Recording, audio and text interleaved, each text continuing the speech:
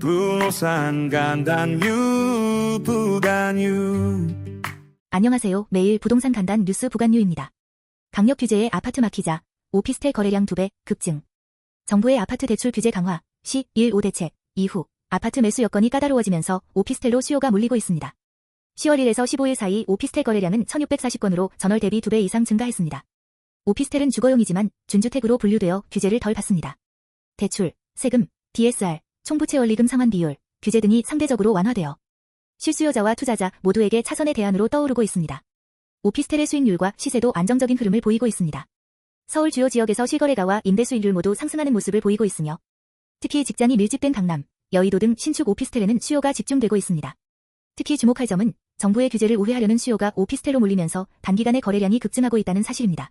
다만 오피스텔은 일반 아파트에 비해 공급량, 관리비, 주차 공간 등의 한계가 있어 신중하게 접근하시는 것이 좋겠습니다. 규제 지역선, 묻지마 청약, 제한, 가점제 당첨 확률 올랐다.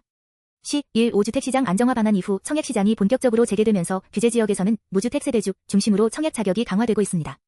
기존보다 당첨 커트라인이 5에서 10점 낮아질 것으로 예상됩니다.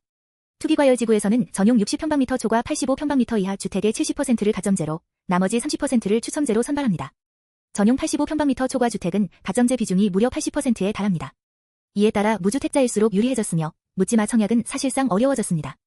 1순위 청약 자격도 강화되어 청약통장 가입 후 2년이 지난 무주택 세대주만 청약이 가능하며 당첨 후에는 수도권 기준 3년간 전매 제한이 적용됩니다. 재당첨 제한도 최대 10년까지 강화되어 실수요자 중심의 청약 시장으로 전환되고 있습니다. 특히 이번 제도 개편은 무주택 실수요자에게는 기회가 될 수 있는 반면 청약만으로 당첨을 노리던 일명 묻지마 청약 방식은 사실상 어려워졌다는 점에서 시장의 방향성이 뚜렷해지고 있습니다. 분양가 오르는데 대출은 줄어 현금 부자 리그 된 청약 시장. 청약 가능 대출 한도가 대폭 줄면서 분양가가 높은 아파트는 사실상 현금 부자만 접근할 수 있게 되었습니다. 규제 지역의 LTV, 주택담보대출 비율은 60%에서 40%로 축소. 특히 무주택자는 최대 40%, 유주택자는 0%로 대출 자체가 어려운 상황입니다. 서울을 포함한 인기 주거지역의 분양가는 계속 오르고 있어 중도금 납부도 힘들어졌습니다. 예를 들어 서울 민간 분양 아파트의 전용 59평방미터, 약 18평형형, 분양가는 11억 원 수준. 분양가가 15억 원을 넘으면 10억 원 이상을 현금으로 마련해야 청약이 가능합니다. 전세보증금 활용조차 어려워져 무주택 서민의 내 집 마련은 더 멀어졌다는 지적입니다. 전세보증금으로 잔금을 충당하던 방식도 규제되었으며 업계에서는 결국은 돈 있는 사람만 집을 살 수 있는 구조라며 사회적 불평등 심화 가능성을 우려하고 있습니다. 특히 주목할 점은 정부의 규제가 실수요자 보호를 의도했지만 결과적으로는 자금력이 있는 사람만 청약과 분양시장에서 유리한 구조가 형성되고 있다는 점입니다. 무주택 실수요자 입장에서는 점점 청약 당첨 이후에 자금 조달마저 장벽이 되고 있는 상황이라 주거 사다리가 끊길 수 있다는 우려도 나오고 있습니다. 84평방미터에 20억 시대, 수도권 아파트 분양가, 왜 이토록 뛰었나? 수도권 주요 지역 아파트 분양가가 3.3평방미터당 7천만 원을 넘어서는 단지가 속속 등장하고 있습니다. 예. 성남 분당, 샘물안 신유 플러스, 7,169만 원. 과천, BH 하너 힐즈 2차, 7,075만 원. 서울 서초, 반포레미안 트리니티, 8,484만 원, 역대 최고 수준.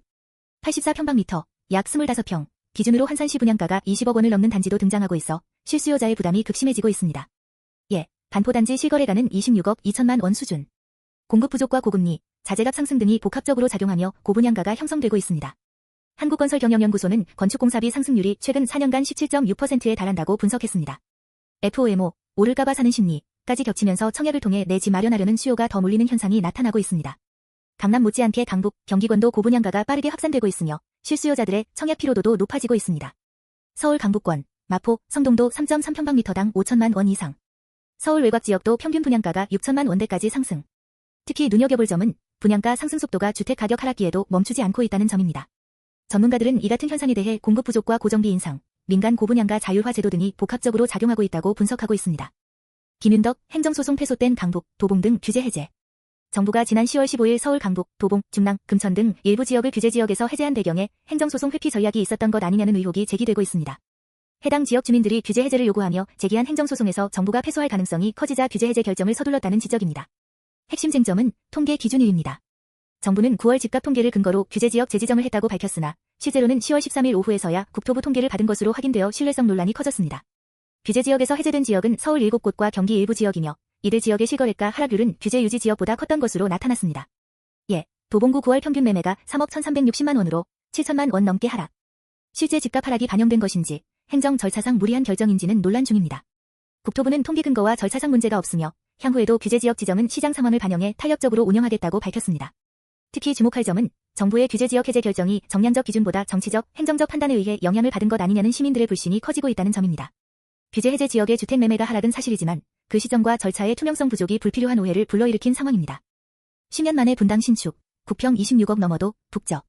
분당 신도시에 10년 만에 신축 아파트가 공급되면서 실수요자들의 관심이 집중되고 있습니다.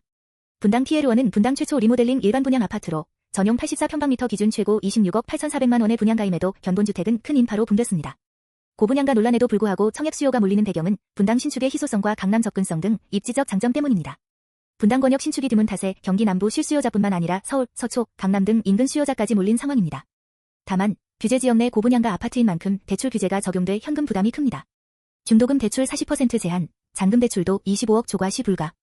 전용 84평방미터 분양가 기준, 최소 24에서 25억 원 이상은 현금으로 준비해야 입주 가능한 구조입니다. 청약 조건도 일부 완화되었지만 전매 제한과 중도금 대출 제한은 여전히 실수요자에게 큰 장벽입니다. 다만 1순위 청약 요건은 청약통장 12개월 이상, 가구주 여부와 무관. 재당첨 제한도 없습니다. 특히 주목할 점은 고분양가에도 실수요자들의 신축 선호가 매우 강하게 나타나고 있다는 사실입니다. 이는 강남 접근성, 분당 브랜드 이미지, 공급 희소성 등이 복합적으로 작용한 결과로 해석됩니다. 구독, 좋아요